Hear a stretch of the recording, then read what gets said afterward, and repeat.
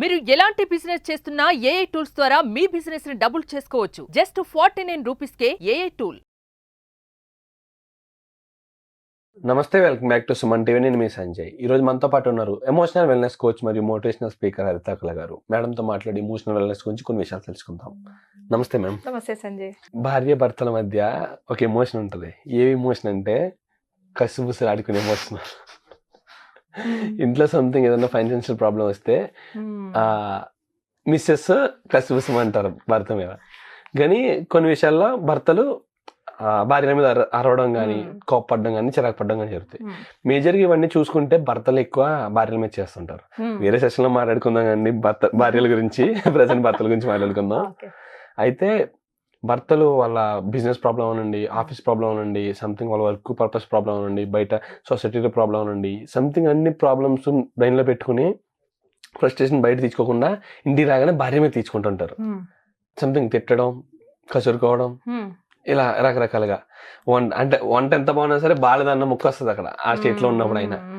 అయితే కొన్ని సందర్భాల్లో చూసుకుంటే కొంతమంది భార్యలు, అంటే భర్తలు చూసుకుంటే కొంతమంది ఫ్యామిలీలో భార్యలను ఏమనరు, నెట్ మీద పెట్టుకుని చూసుకుంటారు. కొన్ని సందర్భాల్లో ఇలా జరుగుతుంటది. అసలు వాళ్ళకి డిఫరెన్స్ ఏంటి? అసలు భర్తనే కొంగు కట్టుకోవడం ఎలా అంటారు? ఇప్పుడున్న జనరేషన్ ప్రతి అమ్మాయికి కావాలి ఇది.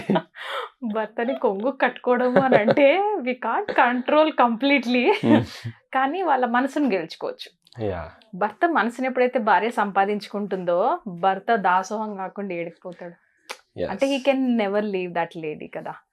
ఇంకొకటి ఆఫీస్ స్ట్రెస్ గురించి మాట్లాడదాం. ఎందుకంటే భర్త చాలా మటుకు భర్త మైండ్ అంతా కూడా అక్కడే ఉంటుంది. వాళ్ళు పొద్దున్న లెగిస్తే డీల్ చేయాల్సిందే, బయట వరల్డ్ దగ్గరికి వెళ్ళాలి, వాళ్ళతో కనెక్ట్ అవ్వాలి, మీటింగ్స్ ఉంటాయి, ఒకరిని ఒప్పించాలి, వాళ్ళని ఒప్పిస్తే వాళ్ళు డీల్ చేయాలి.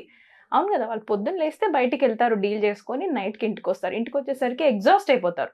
పాలిటిక్స్ ఉంటాయి, వాళ్ళకి పైనకి కిందికి లాగడాలు ఉంటాయి, వాళ్ళు అన్ని ఎక్స్ప్రెస్ చేయరు వాళ్ళు. సో వాళ్ళకి వచ్చిన ఫ్రస్ట్రేషన్ కొన్నిసార్లు బాస్ ఏమైనా అంటాడు, ఆయన డైరెక్ట్ గా అనలేరు, లోపల దాచుకుంటారు. తిరిగి వచ్చిన తర్వాత ఒక మాట నేను అన్నా పడేవాళ్ళు ఎవరు అని వెతుకుతాం అందరం కూడా, అవునా కదా. సో అప్పుడు భార్య కనబడుతుంది భర్తకి. అలాంటి భర్తలు ఏం చేస్తారంటే, నా భార్యే నన్ను అర్థం చేసుకుంటదిలే, ఇది నన్ను వదిలి వెళ్ళదులే అన్న కాన్ఫిడెన్స్ ఎప్పుడైతే ఉంటుందో అప్పుడు ఆ భర్త కూడా నోటెమట 2-3 మాటలు వదిలేస్తాడు. ఖచ్చితంగా ఇది తప్పని నేనేమనను, అలా అందరూ ఇలా ఉంటారని నేను అనను. అది వాళ్ళు అలా నేర్చుకున్నారు, వాళ్ళ నైజం అట్లా తయారైంది. మేబీ వాళ్ళు అదే చూసారు, లేదా వాళ్ళకి అంతే తెలుసు. నేనేమంటానంటే భర్తలు కొంచెం స్ట్రెస్ పైన వర్క్ చేయాలి సంజయ్. బికాజ్ వైఫ్ ఒక్కటే ఇది కొంగును కట్టేసుకోలేదు. అది మళ్ళీ సెషన్ చేద్దాము. కానీ మా హస్బెండ్ ఒకటి మంచి మాట చెప్పారు, I want to show this. ఇప్పుడు ఇలా బాటిల్ ఉంది వాటర్, ఓకే, 1 లీటర్ బాటిల్ అనుకుందాం సపోజ్. నేను ఇలా పట్టుకున్నాను నా చేతిలో, నేను ఇలా ఎంతసేపు ఉండగలను? Maximum 10 minutes. ఎంతసేపు? 10 minutes, 15 minutes. నేను ఎంతవరకు అది పట్టుకోవాలనుకుంటే అంతవరకు పట్టుకోగలను. అలానే ఇప్పుడు హస్బెండ్ ఆఫీస్ నుంచి ఇంటికి వచ్చేటప్పుడు ఆ స్ట్రెస్ ని అక్కడే వదిలిపెట్టాలా, అది అలా క్యారీ చేసి ఇంటి దాకా తీసుకొచ్చి ఆ స్ట్రెస్ ని మా వైఫ్ కి ఇవ్వాలా? ఇక్కడ స్ట్రెస్ కంట్రోల్ అనేది భర్తకు మాత్రం చెప్తున్నారు. కానీ భర్త స్ట్రెస్ లో ఉన్నప్పుడు భార్య ఎలా కూల్ చేయాలంటారు? దాని గురించి కూడా ఫస్ట్ సైలెంట్ గా ఉండాలి. భర్త అంత అలసిపోయి వస్తాడు కదా, భార్య ఏం చేయాలంటే ముందు భర్తకి డోర్ ఓపెన్ చేయాలి. Very important. లేకపోతే నా మొగుడు వచ్చింది తెలియదు, నీళ్ళు తాగింది తిన్నది తెలియదు. భార్యలు are so busy with something else. నేను అందరినీ అన్నాను, జనరలైజ్డ్ స్టేట్మెంట్స్ని పర్సనల్గా ఎవరు తీసుకోవద్దు. బట్ ఎస్, భర్తకి ఎప్పుడైతే భార్య నవ్వుతూ సంతోషంగా డోర్ ఓపెన్ చేస్తుంది చూసారా, సగం స్ట్రెస్ వాళ్ళు గుమ్మం బయటే వదిలేసి లోపలికి వస్తారు. సైంటిఫికల్ ఇట్ ఈస్ ప్రూవ్డ్. ఏ ఇంట్లో అయితే భార్య నవ్వుతూ భర్తను పలకరిస్తుందో, ఇన్ని గంటలు దూరం అయి మళ్ళీ కదా ఇంటికి వచ్చారు, వచ్చినప్పుడు ఎప్పుడైతే భార్య స్మైల్ ఇచ్చుకుంటూ hi how was your day అని అడిగింది అనుకో, నీ డే ఎలా ఉంది అని, సగం స్ట్రెస్ గుమ్మం బయటనే. యా ఇది పర్లేదు బానే ఉంది అనుకుంటూ వాళ్ళ థింకింగ్ లో సగం వదిలేస్తారు. లోపలికి wrong. If you can hug, very important. Indian system కాబట్టి చుట్టుపక్కల మన పిల్లలు ఉంటారని మనకు ఫీలింగ్ ఉంటుంది, లేకపోతే అయ్యో అత్తమామలు ఉన్నారు అనిపించిన వాళ్ళు జనరల్గా హగ్ చేసుకోవడం, అట్లీస్ట్ గివ్ ఇట్ సెకండ్. మనం ఎందుకు హ్యూమన్ టచ్ ఎందుకు తెలుసా ఇంపార్టెంట్? మనం టెంపరేచర్ ట్రాన్స్ఫర్ అవుతుంది ఒకరి నుంచి ఒకరికి. హగ్స్ ఎందుకు ఇంపార్టెంట్, టచ్ ఎందుకు ఇంపార్టెంట్? మీరు ఎక్కడైనా కలిసినప్పుడు షేక్ హ్యాండ్ ఇచ్చుకుంటాం ఎందుకు? There will be some energy flow. నా నుంచి నీకు, నీ నుంచి నాకు ఒక ఎనర్జీ ఫ్లో జరుగుతుంది ఆ టచ్ వచ్చినప్పుడు, రైట్? ఫిజికల్ కాంటాక్ట్ అందుకే చాలా ఇంపార్టెంట్. నువ్వు అట్లీస్ట్ షేక్ హ్యాండ్ ఇవ్వచ్చు కదా. యాక్చువల్గా భర్త ఇంటి నుంచి వచ్చిన తర్వాత కిస్ చేయాలంట వైఫ్. సరే ఇండియన్ సిస్టంలో అంత సీన్ లేదు, అట్లీస్ట్ హగ్ కూడా ఛాన్స్ లేదు, అట్లీస్ట్ ఆ షేక్ హ్యాండ్ యా, ఒక షేక్ హ్యాండ్ కూడా ఇవ్వలేమా? దీనివల్ల ఏమవుతుంది, వాళ్ళు 75% స్ట్రెస్ అక్కడే వెళ్ళిపోతుంది. అవును, ఇంక నువ్వు ఆటోమేటికల్గా 75% మీ ఆయన గెలుచుకున్నట్టే కదా, కొంగును కట్టుకున్నట్టే కదా. ఒకరోజు చేసి వదిలేదు. Consistency matters. నీ మూడ్ బాగున్నా బాగోకపోయినా, మీ ఆయన నీతో మంచిగా మాట్లాడుతున్నా మాట్లాడకపోయినా, నువ్వు నీ రెస్పాన్సిబిలిటీ ప్రకారంగా రోజు ఈ హ్యాబిట్ చేసుకోండి. ఈ ఒక్క హ్యాబిట్ నుంచి 30 days తర్వాత మేడం, ఎస్ మేడం, ఈ ఒక్కటే నేను హ్యాబిట్ చేసుకున్నాను, నా లైఫ్ ఎంత ఇంప్రూవ్ అయింది తెలుసా మేడం అంటారు. Yeah, this is not fake it until you make it.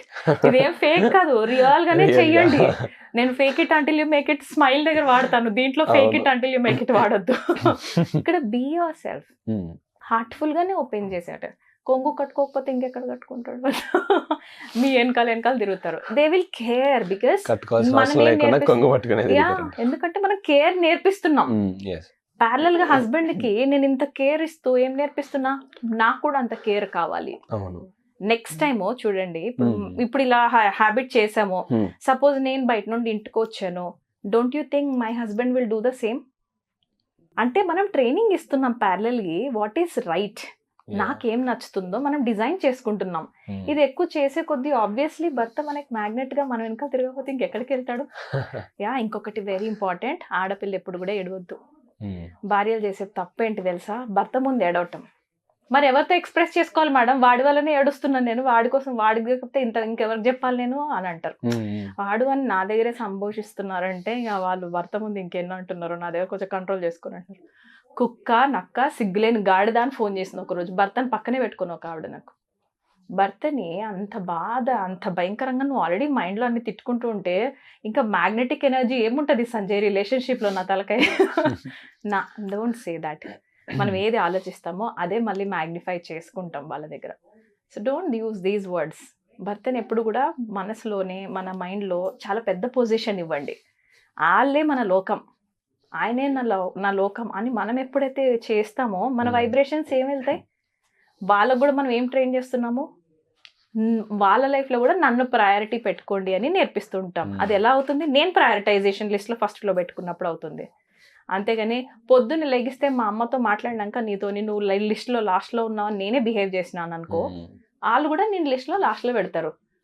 9 o'clock కల్లా నా ఇంట్లోకి మా ఆయన వచ్చేలాగా చూడు అంది ఒకరోజు నాకు ఫోన్ చేసి ఒక. నేను అడిగినా, ఓకే 9 కల్లా మీ ఆయన రావట్లేడు అని అంటే, సరే నేను ట్రై చేస్తానమ్మా, నేను మాట్లాడతాను. ఎప్పటి నుంచి ఇట్లా రావట్లేరు మీ ఆయన 9 కల్లా నైట్? పెళ్ళైనప్పటి నుంచి ఉంది. 17-18 years అయింది పెళ్ళై. 17-18 years నుంచి భర్త 9 కల్లా ఇంటికి రావట్లేదంటే నువ్వెలా అట్రాక్ట్ చేస్తున్నావు నీ హస్బెండ్ని? 9 కల్లా పడి అరే నా కోసం ఒక అమ్మాయి వెయిట్ చేస్తుంది ఇంట్లో అని అట్రాక్టివ్గా రెడీ అవటం రాదా? అంటే నేను తిట్టట్లేదు Sanjay, this is an art to attract your man. నేను ఓన్లీ సెడ్యూసింగ్ అండ్ సెక్స్ గురించి మాట్లాడట్లేదు ఇక్కడ. నీ కంపెనీ వాళ్ళకి నచ్చాలి అని అంటే in your thoughts you should be so loveful for them. నువ్వు ఇచ్చే ఎనర్జీ అంతా బేవకూఫ్, stupid fellow, worst fellow, psycho, sadist, idiot అంటున్నావు అండ్ అవతల వాళ్ళ నుంచి లవ్ ఎక్స్పెక్ట్ చేస్తున్నావా? Don't do that. Because your aura ఈ something like you can't attract. నీ ఓరా నువ్వు ఏం చేసుకుంటున్నావు అంటే వేరే వాళ్ళని అట్రాక్ట్ చేసేటట్టు లేదు, అది రిజెక్ట్ చేసి రిపెల్ చేసి వాళ్ళు పారిపోయేటట్టుగా ఉంది, రైట్? కొంతమంది నచ్చకపోవచ్చు ఆడవాళ్ళకి ఇది, but please start doing. Love and care is what మనకు అందరికీ కావాల్సిన లాస్ట్కి అదే కదా. రోజుకి ఒక 2 హగ్గులు, ఒక కిస్. మనం ఆయన చాలా స్ట్రెస్ఫుల్గా బయటకు వెళ్తున్నారు and I was like hello అన్నాను. అండ్ ఐ వాజ్ లైక్ ఇట్లా వెనక్కి తిరిగి ఏంటి నాకు టైం అవుతుంది చెప్పటే, 1 and go అన్నాను.